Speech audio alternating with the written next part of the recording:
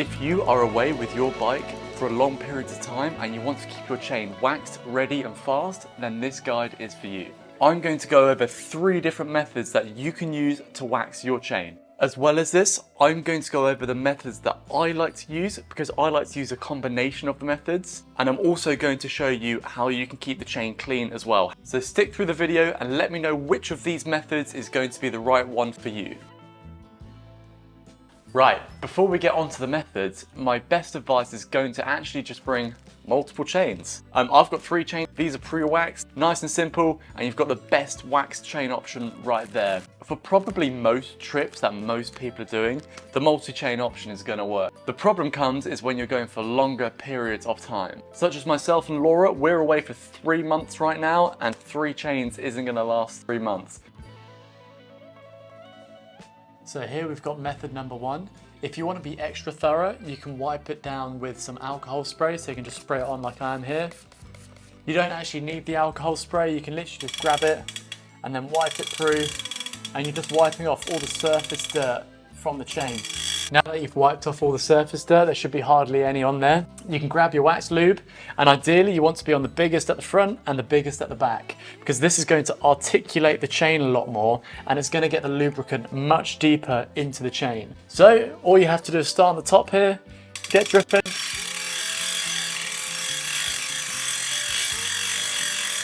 and you run backwards. So ideally you're going to cover each link twice because that gives you maximum coverage. Once you've done that, I tend to kind of personally massage it in. You don't actually need to massage it. It's just something that I do for my headspace. And then you run it backwards 12 to...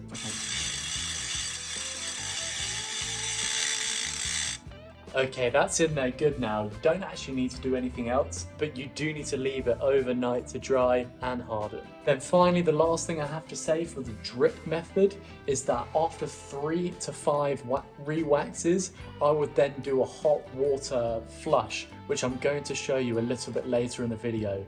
And that is because with this method, you don't really get any dirt that is within the rollers out of the rollers. So therefore you have to use the hot water method to get rid of any wax with any dirt in there out. Method number 2 that we have here is actually the full drip immersion.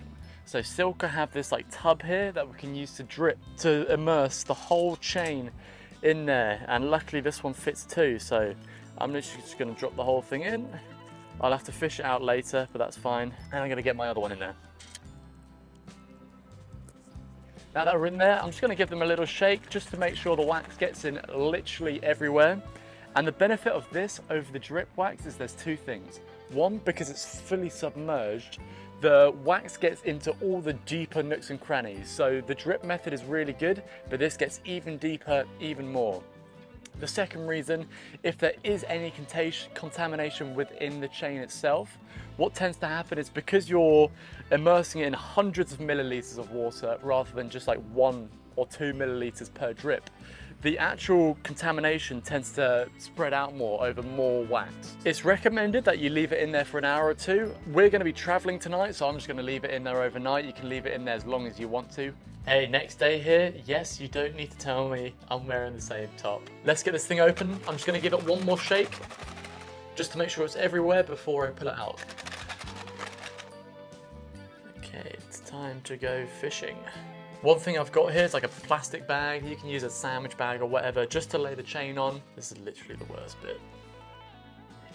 Take your time with it because I'm going to try and get as much of the wax back into the pot as possible.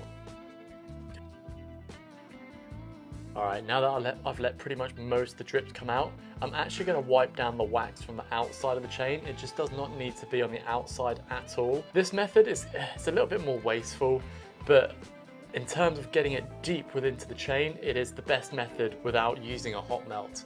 So I still like this method. You're going to leave this overnight to set just because the wax does need to dry in this method.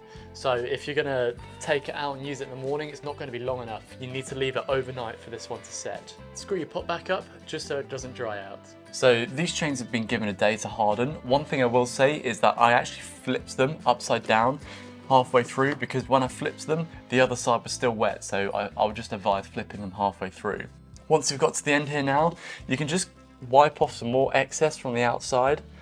The microfiber cloth definitely works best for this because you'll notice there's quite a lot on the outside and you just don't want that to pick anything up and bring it into the inside. There, your pot wax chains done, ready to go. You can put them back on your bike or wait until your chains need swapping. My third and my final option is to actually do the hot melt itself again. So Silca comes with this handy old bag that you can actually hot melt your chains in boiling water. So if you bring the water to a boil, start to let it cool down, it doesn't need to be bubbling away, it just needs to be warm and hot. You can then put your bag in, drop your chain in, and then once the chain's in, you can let it melt. Once it's melted, simply fish it out with your spoke, let it dry, and you're good to go again. In terms of actually re-waxing, I actually think that this is the best method. But if you're away for long periods of time, like Laura and I, then it's probably going to become a bit more of a faff, this one. And just overall, I think it's a bit more faff than the crock pot. But if you're only doing this once, then it's probably going to be your best option. So now I can get on to how to actually clean your chain, and it's a super easy process. You're just going to do 2 boiling hot water baths. Normally you'd use a kettle, but we don't have one here. So you're going to quite simply pour your boiling water in. Just fill it up to the brim. We've got 2 chains here.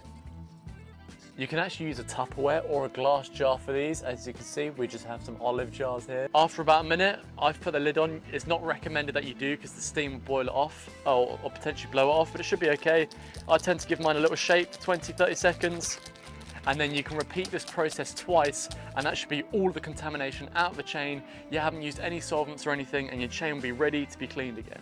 It tends to go quite dark, but actually this isn't dirt, this is the actual wax and part of the additives that make the wax faster in the chain. So generally not much dirt comes out because it's so clean, the chain waxing process. This chain is going to be boiling hot, so please be careful when you take it out. I tend not to touch it with my fingers, but you can just leave it somewhere to hang or to dry. And that's probably going to take about 30 minutes to dry. If you are really impatient, you can use a hairdryer to dry them quicker. Just an extra thing that you can do, generally as it's cooling down, there tends to be some surface wax just on the top there, and I just tend to give the chain a quick wipe down, and you can just see it just gets rid of some extra surface wax. So next time you put it on, it's going to be a little bit cleaner. Let's go over my methods for re-waxing my chain.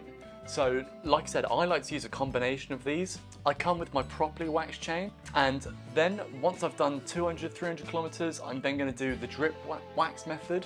And I would normally do the drip wax method 2 to 3 times. You can go up to 5 times really, but after 2 to 3, there's a fair bit of contamination in the chain there now, and it needs to go. After 3 of these, I will then give it the hot water bath just to clear anything out, all the wax from inside there, get all the dirt out. Once the hot water bath is done, I will reset the chain in the bath here, put it back in, and with this way, you are going to get more wax in the chain than this method. You do it your way, that's the choice. But for me, the most fastest and efficient way is to use a combination of these two, and I find it keeps my chain working at its best. After using these methods, probably the drip wax is going to get you about 95% the way there with proper hot melt, and this one, the tub's probably going to get you like 98-99% there of a hot melt, and it's a fantastic way just to keep your chains healthy whilst you're abroad. Don't forget your extra quick links though. When you do get home, with these, you can give it a hot bath and then put it in the remelt, or if you're feeling extra lazy, you can just chuck it straight back into the hot melt, because the wax in these is exactly the same as the wax in that. If you have any methods that you use to keep your chain waxed whilst you're abroad, please let me know, because I'm open to new ideas and I would love to know some new stuff. If this video has helped you, please give it a like for me, as that way it can find other people that might need this video too. This has been Cycling Unboxed. I've been Jason. Thanks for watching. I'll see you in the next one.